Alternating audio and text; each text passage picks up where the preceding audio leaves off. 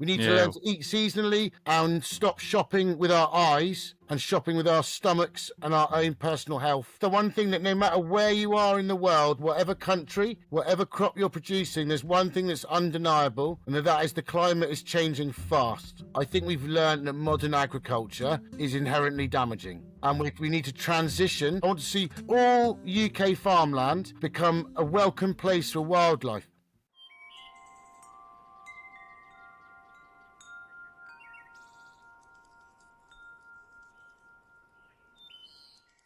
Hi, welcome to another Food Forest podcast, and together we have with us Andy Dibben.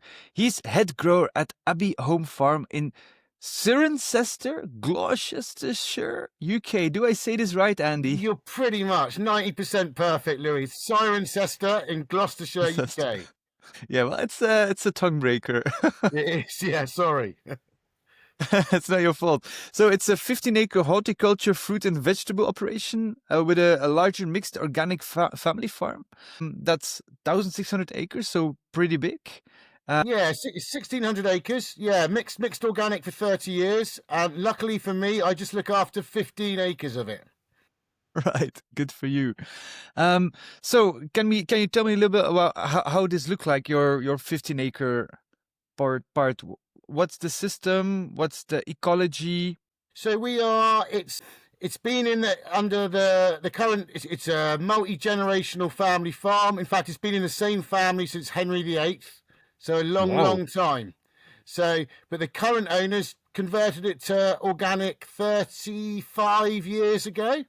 So it's been a lovely haven for all things biodiversity for 35 years. So no pesticides, no artificial fertilizers, really good holistic management technique for 35 years. The kind of mission statement of the farm is to feed the local community with as many different kinds of food as possible. So we pretty much do everything. So the wider farm, we have beef cattle, we have dairy cattle, we have pigs, we have chickens, we produce eggs. We've got a butchery, we've got a bakery, we make cheeses and yogurts made by my lovely wife, Sarah. And it's all targeted at an on-site farm shop and cafe. So, and then on the bit that I look after, so that's 15 acres of fruit and veg, all organic. We grow 90 different kinds of fruit and vegetables. I have no idea how many varieties. It's got to be over 500 varieties, but different kinds of fruit and veg, 90. And we do that in a number of ways. We've got about 10 acres of mechanized field scale. We've got about 3 acres of intensive market garden, so more kind of hand scale. And then we've got about an acre of polytunnels and glasshouse. Well, if I hear all this, Andy, I have the feeling that if the apocalypse would break out or if hell breaks loose, you could survive with at least 50 people or even more on that farm and everything that it produces. We think we feed about 800 people a week with everything they need, Louis. All right, and so we had a bit of an apocalypse practice run during COVID, so and it seemed to work quite well then. Oh, but that's what I really like, farms that feed the community. Yeah, I've worked on a number of different farms, and this is very different. Interestingly, the focus really is on 12 months of the year, nutritional food, seasonal food production for the community. Obviously, we have to focus on money, but the interesting thing is when you focus on feeding the local community, it's actually the most profitable farm I've ever worked on, which is lovely. Really? Yeah. So it's also the lovely thing is 35 years certified organic. The biodiversity is mind-blowing. And it's amazing how quickly, when you stop applying damaging chemicals to a big piece of land, it's amazing how quickly nature comes back in. Wow, that's just incredible. And I'm wondering, so you focused on horticulture, but you authored a book together with Ben Raskin, Yes. Silver Horticulture, a grower's guide to integrating trees into crops, which sounds incredible. Do you think that this helped along this transition? 100%. So we started integrating trees into the growing operation 9 years ago, and we've now integrated them into all the different different styles of our production. So we started in the field scale, in the mechanized areas. We brought in alley cropping of trees. We then actually brought them into the glass house. So we've got 1,000 meter square glass house. Whoa. And we fan trained nectarines, apricots, peaches in there. And we've just planted up our intensive market garden as well. And the really interesting thing is, the obvious thing about trees is they give you more varied, sort of perennial and resilient crops to eat. But the thing I'm passionate about is that actually we introduced the trees mainly because they massively improve our vegetable production. So they're an amazing tool to build resilience into your system in the face of climate change. But they bring so many potential benefits to existing vegetable production. Can you name a few? That there are so many. And the key thing here, Louis, which I'm really into, and I go around training other growers and giving a lot of presentations, and I'm passionate that I'll describe a whole host of potential benefits, but they're unique, and which ones you choose and the system you design is completely based on your own unique situation. So it's really context-based. Yeah, very context-based. I'm not a believer in picking a design off the shelf and applying it to your farm. What I like to do is teach farmers the basic principles, and they design their own systems because they know their land best. All right. What are a couple of those basic principles? So we've got basically the trees can help you manage wind. They can help you manage water. They can help you manage sunlight. They can massively bring in, if you're into organic horticulture, pest management's a really important thing. We don't have pesticides to help us. So what we do is we harness the inherent strengths of biodiversity to protect your crops. Particularly, we're talking about insect pests being managed by insect predators. So trees do all these things. They help with too much water, too little water, too much wind, too much sunlight. Depending on how you design your system, trees bring a whole host of benefits. For us here at this farm, the big one is we're quite a windy site. So that's what got me into the subject, was trying to bring more effective windbreaks right into my cropping areas. Yeah, and let's imagine you take me on a walk through your 15 acres. How does it look like? So the interesting, and I appreciate this is the Food Forest podcast. So, I mean, I'm really honest about this. So it's not a forest garden. So what it is matching kind of existing efficient vegetable production, which is essentially quite two-dimensional. And what we've done is made the cropping areas more three-dimensional. So what it looks like, if you look at your average commercial veg farm, it's long lines, straight lines of vegetables. And we introduce long straight lines of trees into those areas at intervals. And depending on where we are on the farm, those intervals can be 10 meters wide, or they can be 50 meters wide, and everything in between. And the way we do it is what we call a systems approach. So the gaps between those trees have to match efficiently with our tractor widths, our bed widths for the vegetables, our crop protection meshes, and the range of our irrigation equipment. And that's different in all the different areas. So we have different systems in all the different areas. And we access different benefits from the trees in all the different areas. So in the glass house, it can get very, very hot in the summer. So we've designed a system to help create shade in the glass house, to drop those temperatures to a comfortable temperature for vegetable production. And out in the fields, it's more about windbreaks. And in the market garden, it's very much designed about bringing biodiversity into what was a fairly organised, efficient area of production that didn't have a lot of wild in it. So we wanted to bring the wild in to attract in the biodiversity. And then you go and specifically choose the trees for the right function. Exactly. We call it objective setting. So we choose the trees to match what we want to do. And on top of that, we also choose trees to bring in new crop lines for us to sell in the farm shop. Yeah. And do you always try to look at double function? So a tree that gives you an ecosystem function at the same time as a food function? Multiple functions. But beyond that, any tree will increase biodiversity. Any tree can give you wind protection.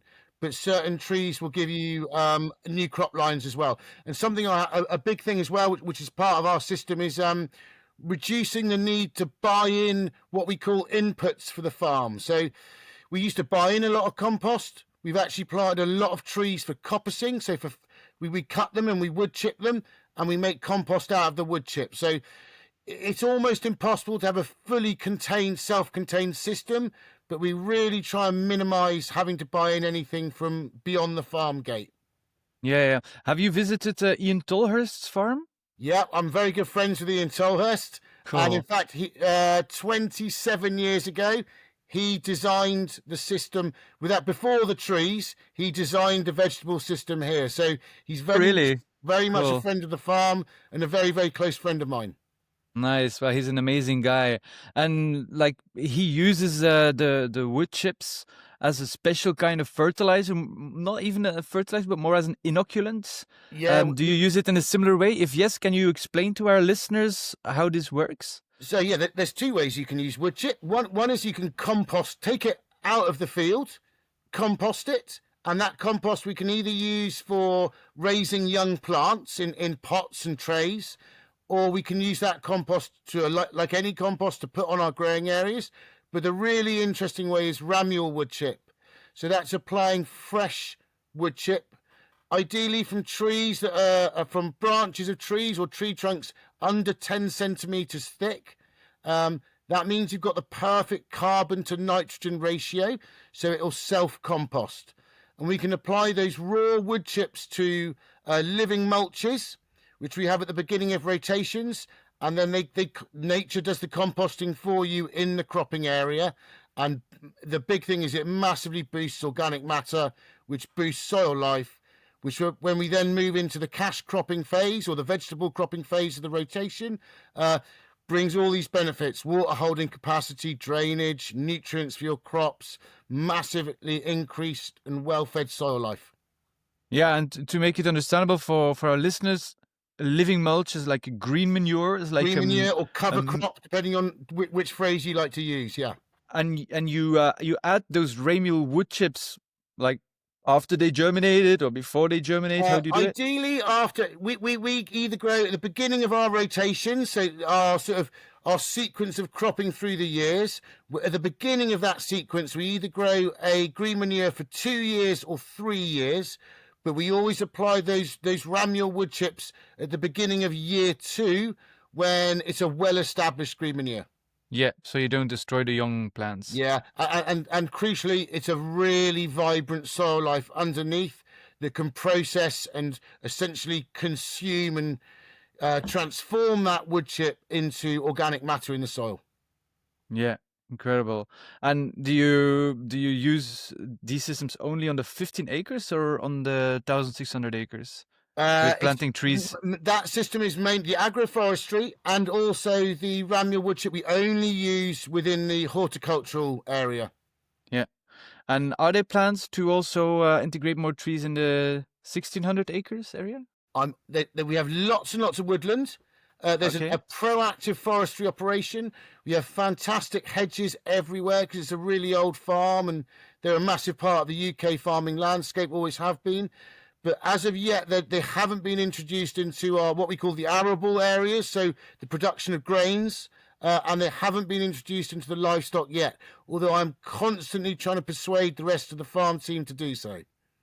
All right, so would you say it's a bit of a, I wouldn't say a fight, but like a tension of you wanting to push that and the others are like, a bit wary about it, or? It takes a long time to develop a really efficient system, Louis. And I'm the new kid on the block here. So I've been You have here to prove yourself. I've been here 10 years, and but the rest of them have been here since the beginning. So, right. I take my hat off to them. Of course. I think with each new generation that comes in, new things happen. So I suspect with all farms, it'll go through many different managers, and maybe future managers with new, fresh, young ideas will be looking at bringing that in. Yeah. Yeah. Oh, that's incredible. And if you look at the horticultural area, there is a lot of horticulture on this planet. If you would advise, like these giant companies who have thousands of hectares of horticulture under them. If you, for example, could inspire them to ask their farmers that, for example, bring vegetables for their factory, they think very corporate. So you have to give them very easy fixes. How would you go ahead and convince the head of one of these industrial complexes, for example, that buys vegetables from hundreds of different farmers to like invest in farmers and invest in agroforestry? There's a phrase I love at the moment, Louis, in farming, which is the most expensive phrase in farming is "that's how we've always done it." Yes, it And is. the one thing that no matter where you are in the world, whatever country, whatever crop you're producing, there's one thing that's undeniable, and that is the climate is changing fast. We need to be thinking it's just depending on where you are. You know, we in the last 3 years here, we've had the 2 wettest years ever in UK farming, followed by the driest year ever in UK farming. And if you look at the south of Europe and you look at the States, they're having far more extreme weather conditions. And I think possibly the most powerful way of integrating trees into farmland to any company, no matter what size, but especially big commercial companies really interested in money, is climate change resilience. And there's 2 things there. You know, I talked about the benefits it brings to your crops. So whether that be making better use of water, reducing evaporation in cropping areas if you reduce the wind, you reduce soil evaporation and transpiration. We're going to run out of water fast. You know, wherever you are, we're going to run out of water. We need to be building in water resilience all over the world into vegetable cropping is the most hungry or thirsty form of food production. And whatever we do, the situation is going to be 100 times worse in 10 or 15 years. It takes about 10 years for a tree to reach a meaningful size, to reduce wind speeds, to add loads of organic matter to the soil, which aids with taking on water if there's not enough, but also aids with drainage if there's too much. And the thing is, we're getting all of it. We're getting too much rain and we're getting not enough rain, or in every season. So, and then the other big thing about climate change resilience, which really comes into the food forest subject, is perennial crops. So crops that you plant once and you crop for 20, 30 years, even longer maybe. They take so much less water and so much less management, and they can put up with far more extreme weather than annual vegetable production. And I honestly believe in 15 years, 20 years, we're going to be eating way more perennial crops than we are annual vegetable crops. And I always, Definitely. when I talk about the difference between silvofhorticulture and forest gardening, what I say is this is the halfway house. So in this country, definitely in the UK customer base is not ready to start eating lots of new. Yeah, if we need to make money as a farmer, we're not ready to start eating all these fascinating, really healthy perennial crops that we all know about, but it takes time. You know, we're on a journey from here to there. And I like to think that silvofhorticulture or agroforestry is halfway down that route. And yeah, we need to start teaching, educating, and showcasing perennial crops to the modern consumer. Yeah. Well, I was visiting Dan Barber in the USA. He's a Yeah, I famous know him. TV Yeah. chef. Oh, cool. And his farmer, he compares it with marathon runners and sprinters. So the vegetables are the sprinters and the marathon runners are the perennials. And in an ideal system, you have both, where you have fast growing food and then slow growing food, because the sprinters also produce the most per acre. So Yeah. we need that production. But let's say we plan in this meeting with this top CEO of one of these giant corporations, because I really see that if we can change those minds, they can make such a big impact in a very short time. And you only were able to like write down one page of maybe 5 different bullet points that they like should give to their farmers, and maybe even with them supporting the farmers making this transition. What would be like these 5 bullet points be? my biggest passion, and I think everyone knows it, is pesticides they're not working. Resistance in pests increases with every year. We make the pesticides stronger, but we're running out of techniques. It's absolutely clear that without insect life on planet Earth, we can't exist. 80% of world food crops are insect pollinated. If we exterminate every insect on the planet, we won't be able to grow food crops. It's all very well bringing in farmed honeybees, but the evidence of that is they're all dying of viruses very, very quickly because they're not a natural system. So number one is we need to stop using pesticides. Everyone knows that. Number two is we need to build in resilience to extreme weather conditions. And like I described, perennial cropping, but also all those advantages that trees bring to the system are a big part of that. So we've got biodiversity and its importance. We've got climate change resilience. And we have, what was the third one there? And we have perennial cropping. Those are my top three, okay, without a doubt. I also think, just from a financial point of view, if you get it right, perennial crops are way more profitable. Is that so? Do you have the numbers? If I take my apple trees, like in a wet year or a dry year, they produce a good crop. I visit those trees twice a year. I prune them in the winter and I harvest them at the end of the summer. That's it. They also store. So on this farm, we planted 13 different varieties. I crop them from August through to mid-October, and then I can store them through till February. You can't do that with a lettuce, And then number five, without a doubt, which I think is really, really important, is we need to learn how to be as a human being, to be a part of the ecosystem, not outside of it. So we need to make, we have a phrase in the UK, it's about land sharing or land sparing. Yep, we have the same sentence. We need to learn how to share our land with all the other biodiversity on the planet. And trees are a fantastic way of doing that. You can still crop the trees, but they're also a fantastic habitat for wildlife. Yeah. You've been obviously experimenting a lot. What's the biggest failure you had during your journey? Okay, so it's really, we talk about it. I planted half the agroforestry. Then I wrote a book. I never went to university, Louis. So I gave up 2 winters ago. I gave up TV for a winter, and I wrote a book instead. I spent every night I spent researching a different subject about the book. And I have a very hectic life as a farmer and a father, and I train apprentices on the farm. So it's busy unless I'm asleep. So actually diving into a different subject about trees every evening, and I'd pick one subject and just research it all night, was actually for me like a form of meditation. Just thinking about one subject. And the one that absolutely blew both me and Ben Raskin away was the subject of tree roots.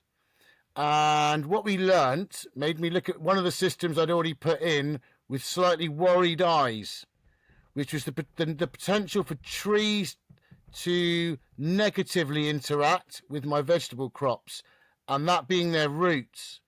And we've actually started to see that in some of the systems we planted before I wrote the book. And in fact, Ian Tolhurst has seen the same in his system. One of the trailblazers of agroforestry in the UK is a place called Wakelands, very old agroforestry. I've been there. It's beautiful. They've also seen the same. And that is when tree roots begin to steal water from your crops, potentially nutrients as well. So we learn all about, it's about species choice, choosing the right tree for the right situation. And that can also be managed with something called root pruning.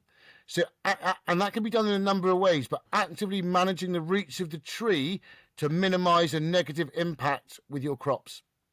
So very pragmatically, it's like putting a giant knife into the soil behind your tractor and cutting them all, preferably at a young age, so the trees grow their roots as deep as possible and not as wide as possible. Exactly that. And, it's interesting because especially if you think about forest gardening, that's not a technique in forest gardening. But it's about choosing, like I said, it doesn't happen with every tree and with every crop and in every year. So, and actually it's something that you have to do a number of times. So possibly like once every 5 years for the first 15 years. But the research we could find is that the trees eventually learn not to put the roots out in that area. It's a waste of their effort. You know, plants are a lot cleverer than we give them credit for, and they won't waste energy just like we won't waste energy. And we actually see an accelerated version of this in our glasshouse, where we grow the scientific family of trees is called the prunus species, and they're very shallow rooting and very vigorous rooting. And this is massively emphasized in a glasshouse setting. So you've seen it happening, that it was destroying other crops? In year one. In year one already? After planting the trees, we saw negative interactions. Really? And we had roots growing, 3 meters into cropping areas within 1 year. Now we know about it. We managed that, and we severed them each year in the glasshouse. And already we can see the rooting behavior changing after 4 years. And are the trees suffering because of it? Not in the slightest, no. These trees give us, one tree gives us 30 kilos of nectarines a year already in year 4. Right. Yeah. And so you are probably doing it mechanically with... In the glasshouse, we do it with a sharp spade, Louis. Yeah, and then on a field scale, we'll do it with a subsoiler or a sharp blade behind a tractor. Yeah. On that point, one of the big things that's it's big in horticulture everywhere these days is something called no-dig gardening, where you use no mechanics and you never dig the soil. And if there's any no-dig growers listening to this, I would recommend them if they want to plant trees amongst their market garden, when they plant them, put a physical barrier in next to them, and that takes care of that. So it could be a bit of metal, a metal shield like around it. Yeah, but it would be 2-dimensional. So if you have a tree row, the roots can grow as much as they like, end to end. You're just trying to stop them going out into the cropping area. And interestingly, they thrive. You would think such an aggressive technique would have a negative impact. We've seen no negative impact. Wow. And there's 2 other ways you can manage it really well. In fact, 3 ways you can manage roots really well.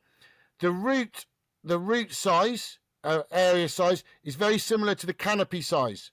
So if you keep the canopy small, it reduces the rooting area. Another way is if you plant competitive grasses around the bottom of the tree, this will restrict rooting behavior as well. And then, especially for vegetable growers, most vegetable growers, if they're going to plant trees, they're always going to plant quite a lot of fruit trees, because it's a natural route to market. You know, if you're going to a farmer's market and selling veg, or you've got a shop, it's really not a big leap to add apples, or depending on where you are in Europe, apples, citrus, cherries, whatever it is. And most of them are grown on root stocks. So you can choose different root stocks that have different rooting behaviors. So it's all about being aware of the interactions, minimizing the negative ones and maximizing the positive ones. Yeah, and I'm wondering, like, even if you have a no-dig garden, couldn't you still be doing it mechanically and just, or even with a spade, that is like the only thing you do is just like... Yeah, you can do, very much so. But I think a lot of, from my experience of no-dig growers, they like minimizing disturbance. So putting a physical barrier in to start with means that again, you're not going to have to go in there and do any disturbance after you've planted. Yeah, no, I understand why they would do that. Yeah. So I asked you, your biggest failure is not being... We planted not for cropping, but wild cherries in our field system, and that was for the local biodiversity. Loads of wild cherries in the woodland on the farm. They do really well. All of the insects, the birds, they all love them. The mammals eat the cherries off the floor. They're not for cropping. They have started to have a negative impact on some of the vegetables nearby. But we've now learned about how to manage that since, and we're now putting in management techniques. The same is very true of willow as well. Willow will steal a lot of water from the surrounding area. So a mistake that we found a remedy for now. How? Also just the root pruning. Yeah, we now mechanically root prune them, yeah. Yeah. And do you see a benefit after year 1 after the root pruning? Immediately. Once you sever the roots, they no longer take the water. Yeah. Okay. So it's really that shallow, and it's not like you cut the roots and then for some reason there are still some that go up or something. No, it's like just We year haven't one, found you it do it, yet. buff. Yeah, we haven't found that yet, Louis, but we live and learn, so we watch Yeah. carefully. We have cultivations and we still plough, so that there is that disturbance in the sort of top. We cultivate down to about 15 centimeters maximum, so that's always being disrupted. I would say you have no vegetables really go below 60 centimeters, but actually in an irrigated system, which is what we've got, most vegetables are in the top 40 centimeters, and we try and root prune at about 50 centimeters. Yeah. A lot of people are afraid, and they say, well, if you plant trees with vegetables, they both need different fungi, and like it's not good for the trees if you disturb the soil too much, and it's not ideal. A lot of people in the food forest movement really think that way. Can you counteract that myth? It seems to work great for us, Louis. I think sometimes there is growing annual vegetables is an inherently damaging process. So if you're gonna keep cropping and taking stuff away, I mean, my starting point would be, I think we've learned that modern agriculture is inherently damaging, and we need to transition to a healthier form of food production. And it comes back to what we were talking about the journey from here to there. I think where do we go? Like, I think it's 11,200 years ago that we domesticated the first plant for food production. And that's the fig tree in the Valley of Jordan. So, and then about 9,000 years ago, we domesticated guavas in the Amazon. And about the same time, we domesticated squash plants. We actually domesticated them, started growing them for settled human, this is where we go from being nomadic hunter-gatherers into settled animals as humans. It was pretty planet friendly back then. We used to clear bits of woodland and burn it, or bits of forest or jungle, burn the trees. That would fertilize the land. We'd grow crops there, and then we'd move on, and it would grow back.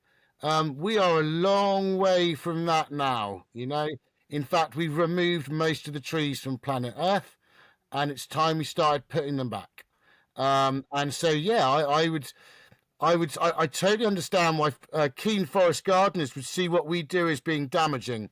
But I come back to the fact that definitely in the UK, what most forest gardeners grow is either not liked as a food crop by the current consumer, or even if it is something, it's not at the quality that they desire.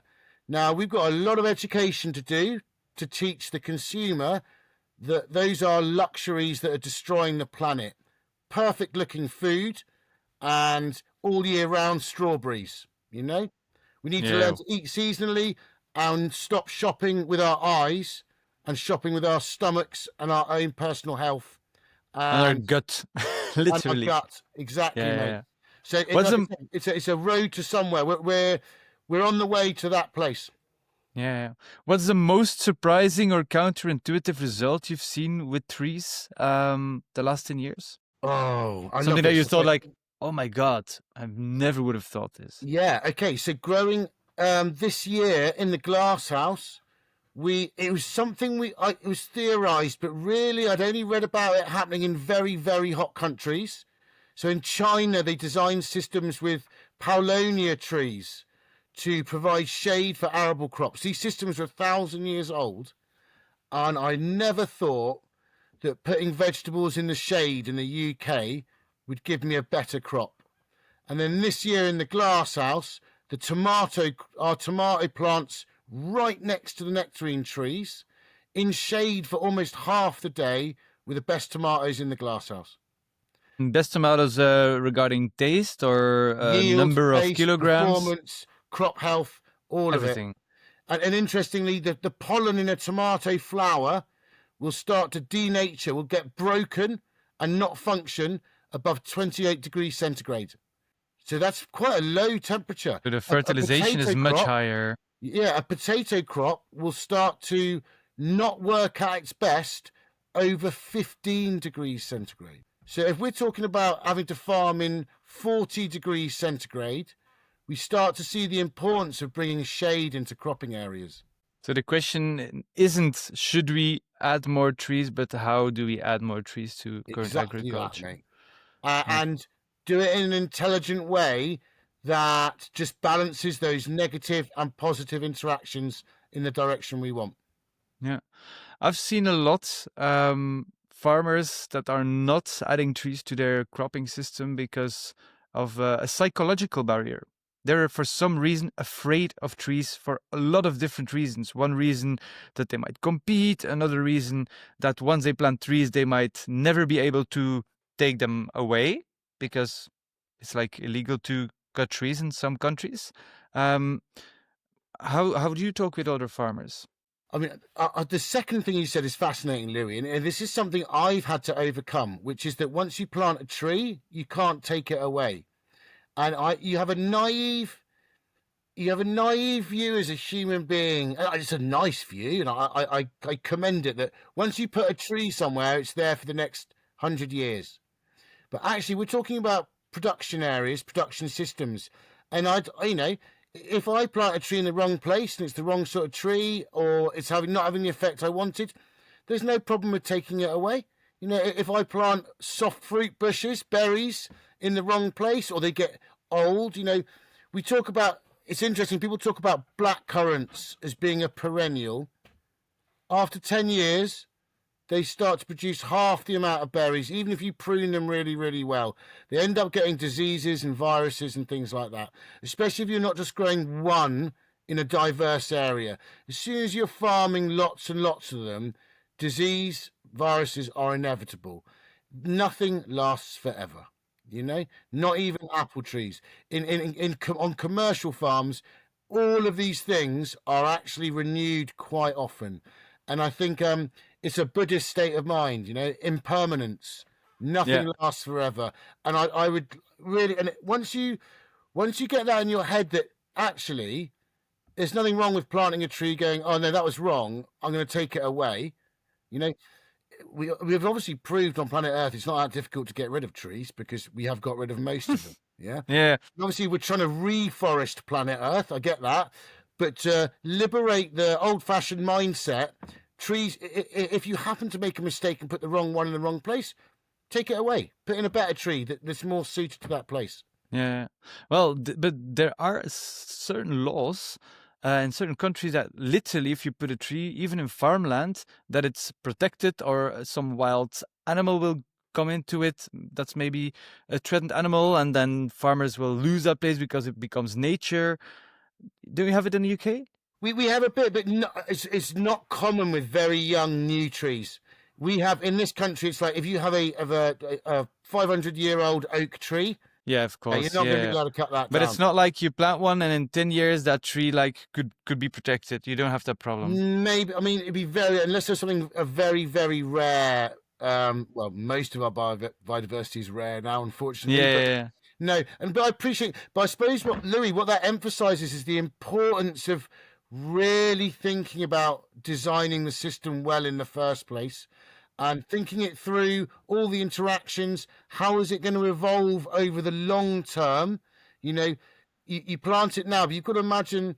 You've got to future-proof these systems and imagine all the possible outcomes. It's very complicated, but at the same time, it provides lots of opportunity at the same time. Yeah. All right. Before we're going to wrap up this podcast, I have a question for you, Andy. Imagine if I give you a magic wand and you can literally do anything with it. Anything. What would you do with it? I'd repopulate the whole planet with a lot of trees, Louis. That answer is too easy. My vision, what I would like to see, and actually excitingly, I've just got back from a conference in Denmark where I was talking about agroforestry and green manures, and they're a little bit behind the journey. This country, it's agroforestry is taking off in this country, and it's Even in Denmark, and it's so northern, it's so far from the equator, and then people think, oh, it's gonna take away the sun. Yeah, that's true. Yeah, but it's also very windy, and it'll drop the wind speeds. It's also very, very wet, and it'll help that water drain into the soil and stop flooding farmland. It'll stop all the waste from those pig farms ending up in the rivers. You know, so there's loads of potential there as well. Loads and loads of potential. So the magic wand that I hope I'm a small part in helping to wave in this country is when I drive down the motorway in this country, I want to see lines of trees across all of these fields. And it comes back, not land sharing and land sparing. I want to share the land. I want to see all UK farmland become a welcome place for wildlife. Yeah, because you prove that it's actually profitable, and that's it makes that's a better beautiful. System. It's even not, more profitable. I always say with when you welcome biodiversity into your land, this is not a charitable activity. As an organic farmer, I passionately believe this is a financially competitive thing to do. Yeah, and if there's one thing that you can use to convince farmers, it's numbers. And do you, for example, do you have some numbers that are public that you share with other farmers? I can. Do you know what? We're 8 years in, Louis. Yeah, trees is a long game. You know, there's so many variables, especially if we're talking about things like biodiversity. You know, I haven't done this like a scientific experiment. There is no control next door. Yeah. So people always ask me this. I can show you the money I've earned. So where I've taken out one bed of vegetables and put in apple trees, it already earns me 3 times the amount of money, just because apple trees are so much more productive than, you know, each tree will give you 50 kilos of apples. And that's worth so much more than the amount of lettuces I can grow in that same space. And it takes so much less man hours to do it. So it's not just about what you earn, it's about what you spend. Yeah, it's the equation that makes the ultimate number. No, well, Andy, it's really incredible that we had your energy here on this podcast. I hope to continue this in the next episode, maybe in a couple of years, to see where you've gone. And I would definitely say let's stay in touch. Lovely, Louis. If you're ever in the UK, I'd love to show you around.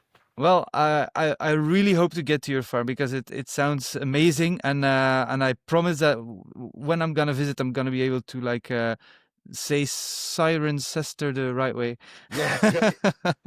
And you keep your good work, Louis. I've watched lots of your work. It's great. You keep doing your good work by getting more trees back on planet Earth, mate.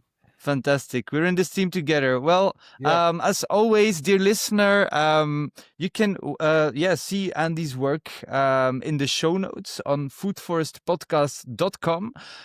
Links to his book, links to the farm he's working on, and other information. Of course, you can also see more about the courses we give, the designs we make, and all the other episodes of equally super interesting people. Thanks for being here, and see you next week.